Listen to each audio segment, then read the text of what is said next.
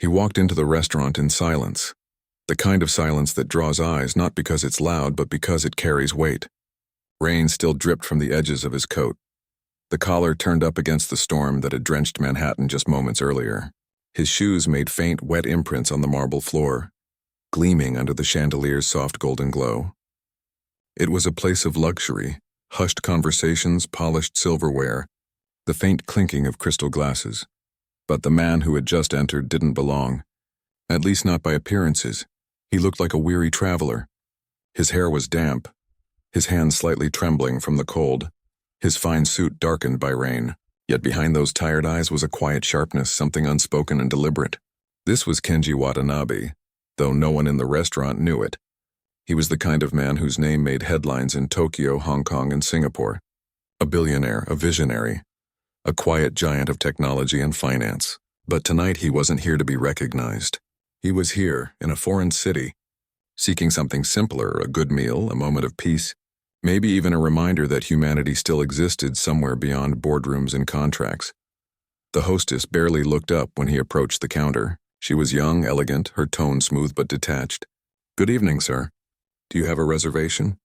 Kenji nodded, brushing raindrops off his sleeve. His English was careful, deliberate. "Yes, Watanabe. Table for one." She scanned the list in front of her, scrolling with manicured fingers.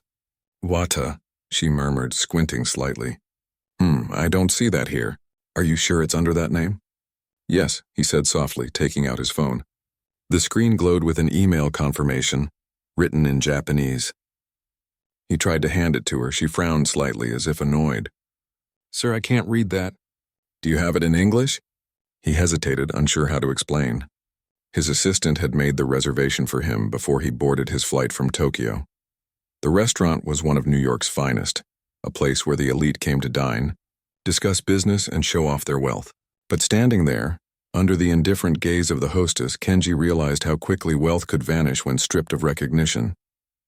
"I have confirmation," he said again, his accent thickening as he tried to sound calm. "Table for one, Watanabe." The hostess sighed, leaning slightly toward another woman at the counter. "Hey, do you have a Watanabe on your list?" Her coworker glanced over, then shook her head.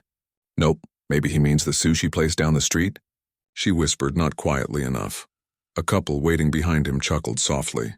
Kenji caught the sound but didn't react. He had long learned that dignity wasn't about reacting to disrespect. It was about maintaining composure when no one else did.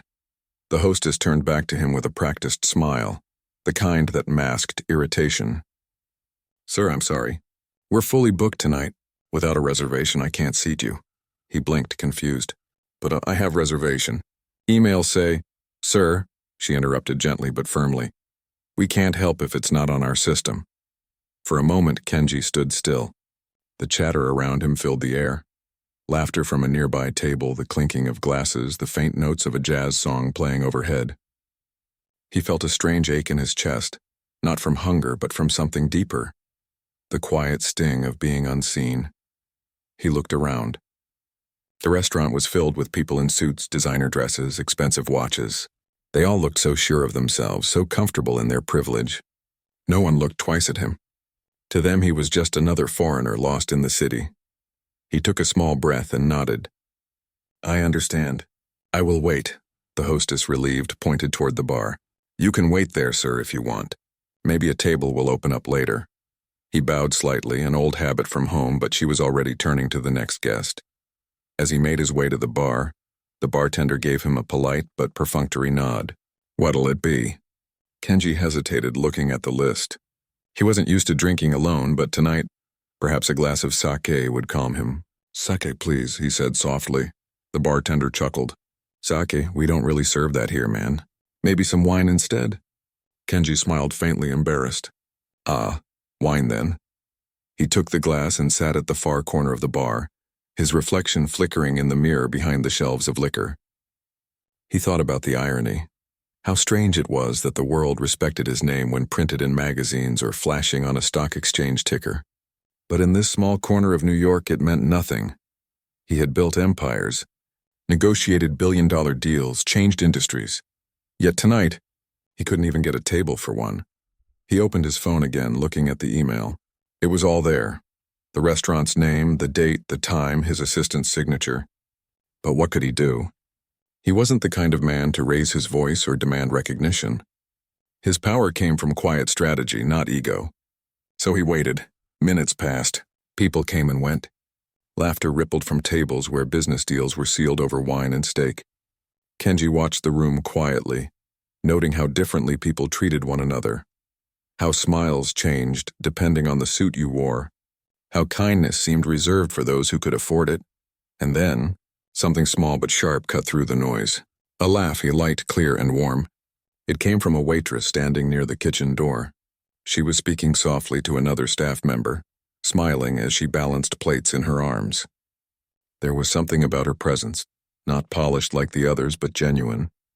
Her movements were quick, but there was grace in them. When she turned toward the bar to deliver a drink, her eyes met his. For a brief moment, their gazes locked. She smiled, a real one, not the professional kind, and nodded politely before returning to her work. Kenji felt something stir, a strange comfort in that fleeting human gesture. He looked down at his watch. 40 minutes had passed. Still, no one had approached him. No table, no acknowledgement. The bartender had moved on to chatting with another guest.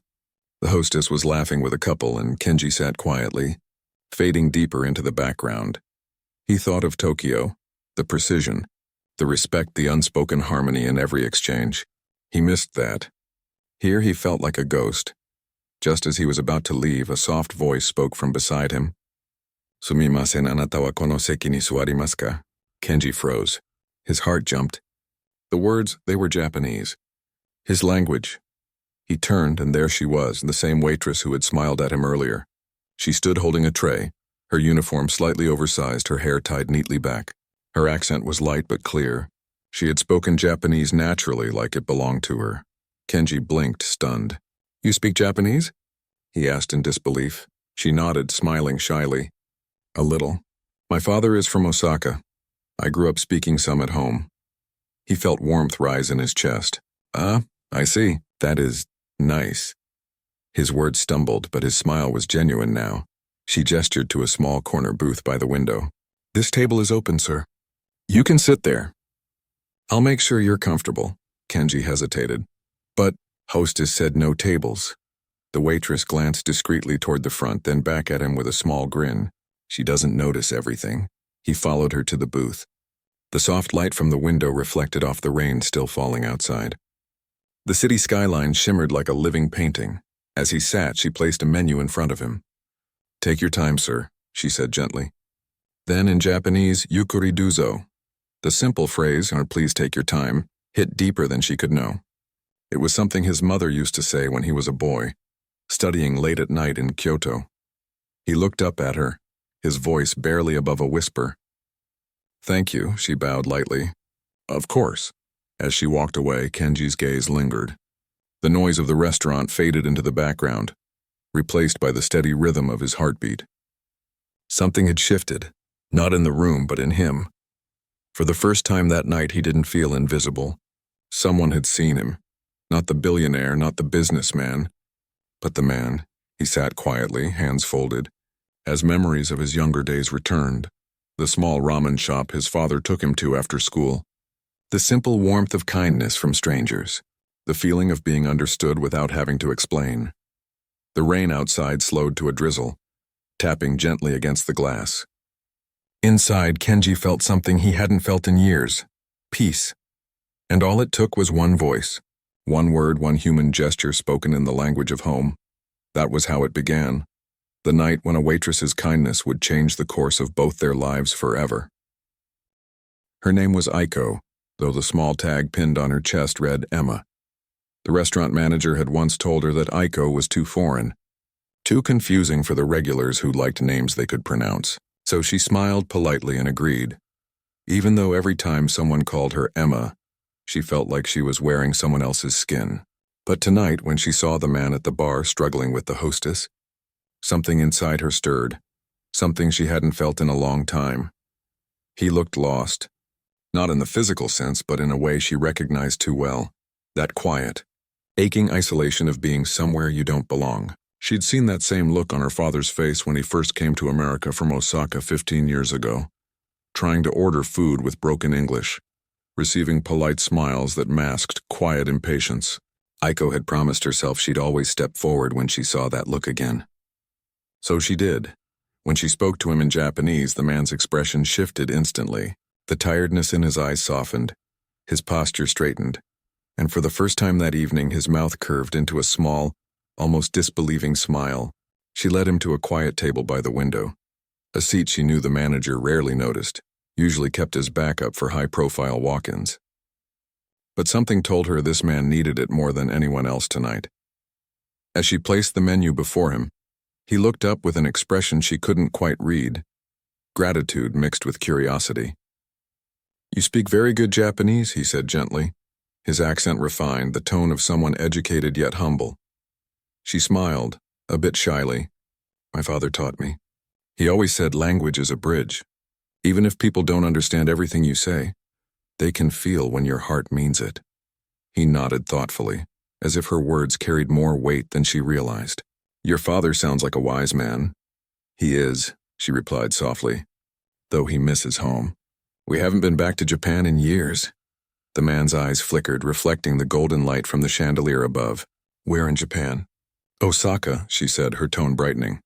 "Near Namba, by the old markets. I used to run through the stalls as a little girl, listening to the vendors shout prices."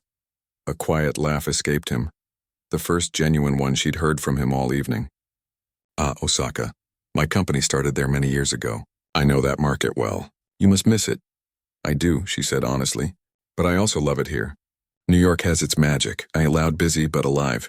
He nodded, smiling faintly. "Yes, alive." For a few moments, silence settled between them. Not awkward, but calm, as if two worlds had quietly found a place to meet. Aiko excused herself to fetch his tea, and when she returned, he was looking out the window at the city lights reflecting off the rain-soaked streets. His hand rested near his phone, where she caught a glimpse of Japanese text and an email signature bearing his name, Kenji Watanabe. She froze for just a second. The name tugged at her memory. She'd seen it before, on a documentary she watched with her father about Japan's most influential entrepreneurs. A man who built his empire from scratch, known for his humility and genius in business. The silent billionaire, they'd called him. Aiko's heart skipped, but she said nothing. She set down his tea gently. "Matcha, sir. I made it the way my grandmother used to. A little more whisked so it's smooth." Kenji lifted the cup, inhaled, then took a slow sip. The moment the flavor hit his tongue, he closed his eyes. It was delicate, balanced, perfect. "This," he murmured, "tastes like home." Aiko's smile widened. "I'm glad." When she turned to go, he stopped her with a quiet, "Wait." She turned back, curious. He looked at her thoughtfully. "You work very hard, don't you?" She tilted her head, surprised. "How do you know that?" He chuckled softly. "Because people who work this hard forget to hide it. Your eyes show it. Tired but determined." Her cheeks flushed slightly. "I guess that's true. I'm saving up for nursing school. My mom's been sick and we've had some medical bills, so I take as many shifts as I can." He nodded slowly, his expression softening with understanding. "Family first." "That's honorable." She shrugged, her voice lowering. "Sometimes I think I'm running on hope alone, but hope's better than nothing." Kenji studied her for a moment, then said quietly, "Hope is everything." Before Aiko could respond, the restaurant manager's voice sliced through the air. "Emma," she turned quickly. "Yes, sir." The manager, a tall man with a stiff smile, strode toward them. "Why are you chatting with a guest? You have 3 other tables waiting for refills." Aiko opened her mouth to explain, but Kenji's calm, authoritative voice cut in. "She's not chatting. She's doing her job." The manager blinked, startled. "Sir, Kenji set his cup down carefully and rose to his feet. The movement was unhurried, but something about the way he did it, the quiet precision, the grace, made everyone nearby stop and watch. The restaurant, moments ago buzzing with low conversation, fell into uneasy silence. Kenji looked around, then back at the manager. "Tell me something. Is kindness against your policy here?" The manager stammered. "Of course not, sir, but..." She was the only one who treated me like a person tonight, Kenji said, his tone calm but unmistakably firm. Everyone else saw me as a burden. You might want to reconsider how you train your staff. A few diners turned to watch the scene unfold, whispering among themselves. The hostess, who had earlier dismissed him, stood frozen, her face pale. Kenji reached into his coat pocket and pulled out a sleek black card, placing it gently on the table. I am Kenji Watanabe, he said quietly. I believe your restaurant leases this building from one of my subsidiaries. The manager's mouth fell open. Watanabe Holdings?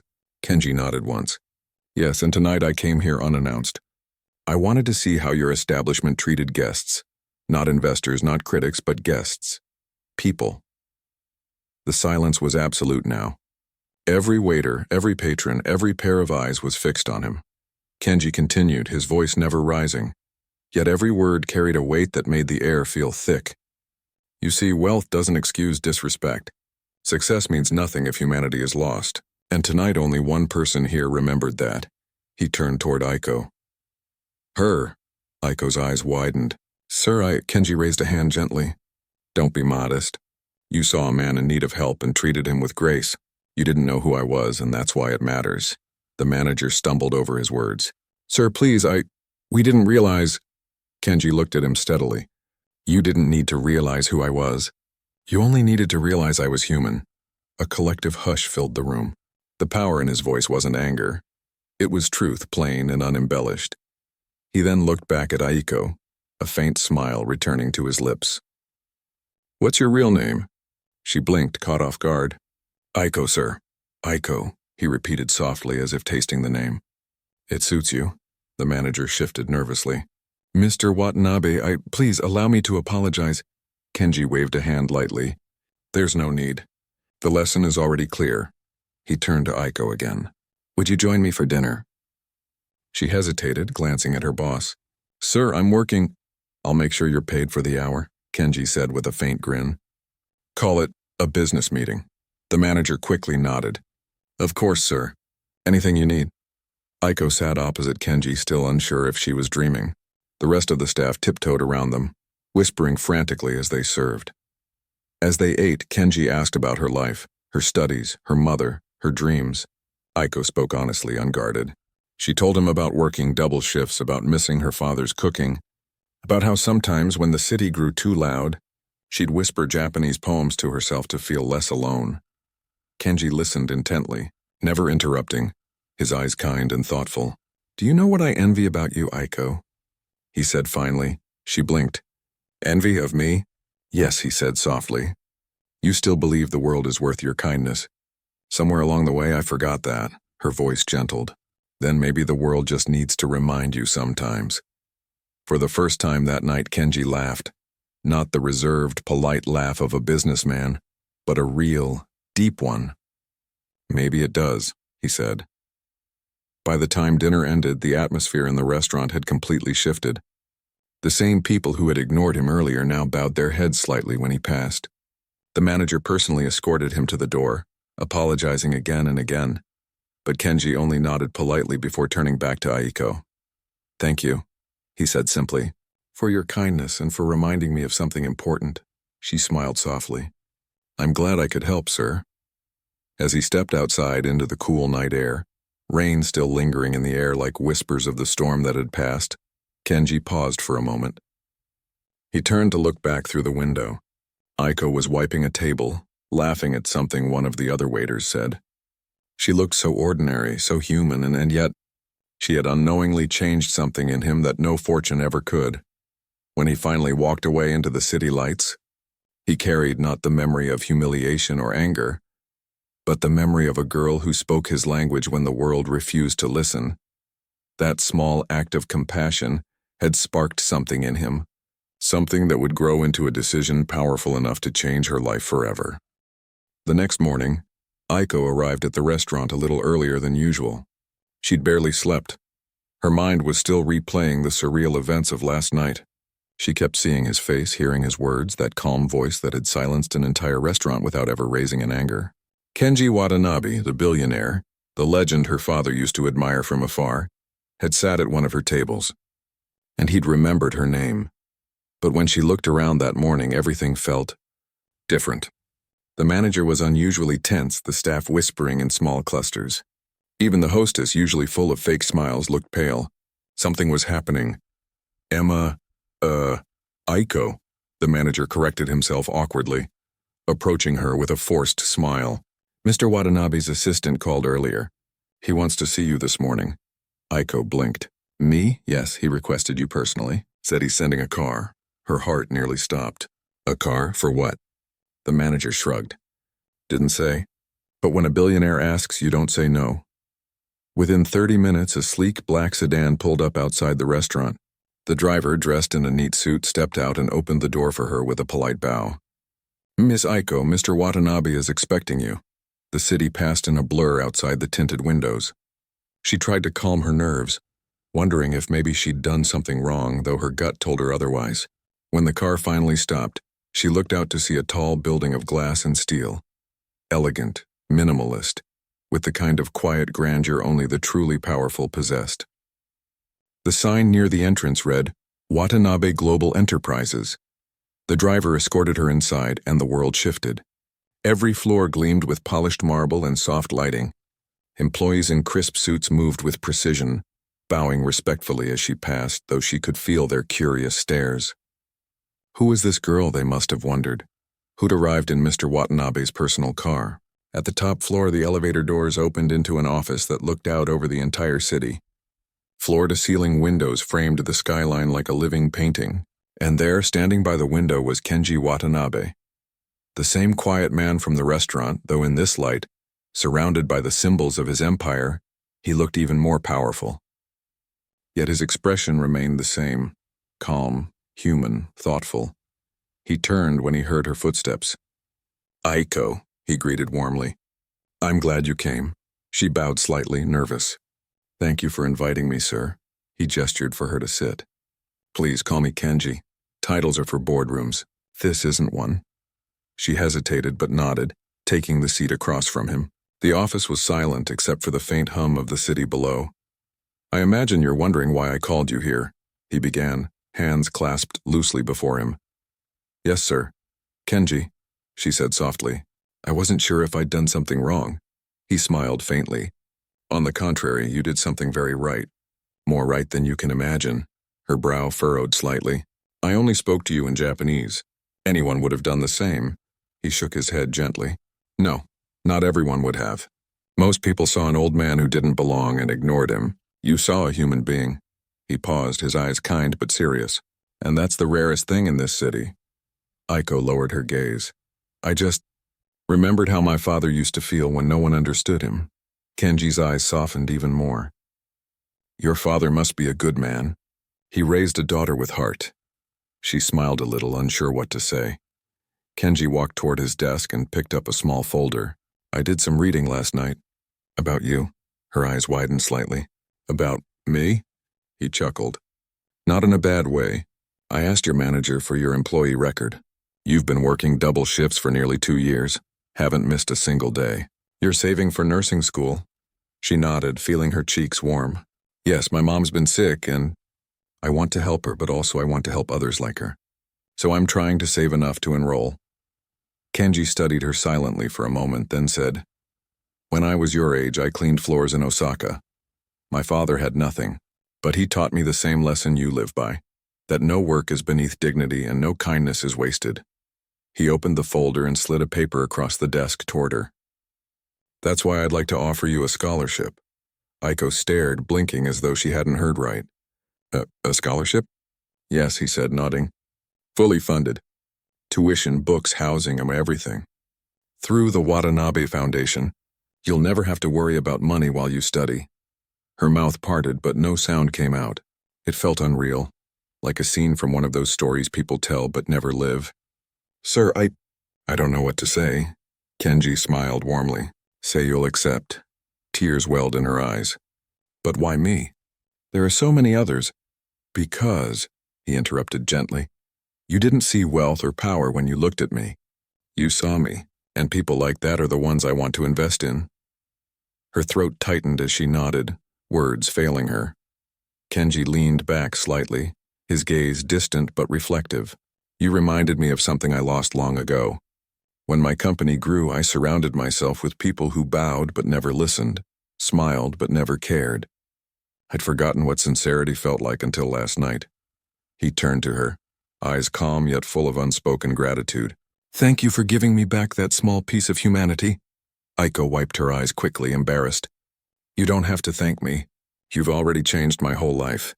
Kenji chuckled softly. Then we're even. He paused, then added, there's more. I'd also like you to join my foundation part-time while you study, as a cultural liaison. You'd help us better understand how to connect with people. You clearly have a gift for it. Her jaw nearly dropped. Work for you? I don't know if I'm qualified. He smiled gently. You are. What I need isn't skills, it's sincerity. And that you have in abundance. The offer was too overwhelming. She felt the room blur for a moment, her mind racing. A week ago, she was just another waitress trying to survive. Now she was sitting in a billionaire's office being offered a future she didn't dare dream of. Kenji noticed her hesitation and said softly, take your time. You don't have to decide today. But whatever you choose, know that your kindness has already made a difference. Aiko stood, bowing deeply. Thank you, Kenji-san. I'll never forget this, he smiled. Neither will I. As she left the building, the city felt brighter somehow. Not because of the sun, but because she felt lighter, freer. The impossible had happened, not through ambition or luck, but through a simple act of kindness.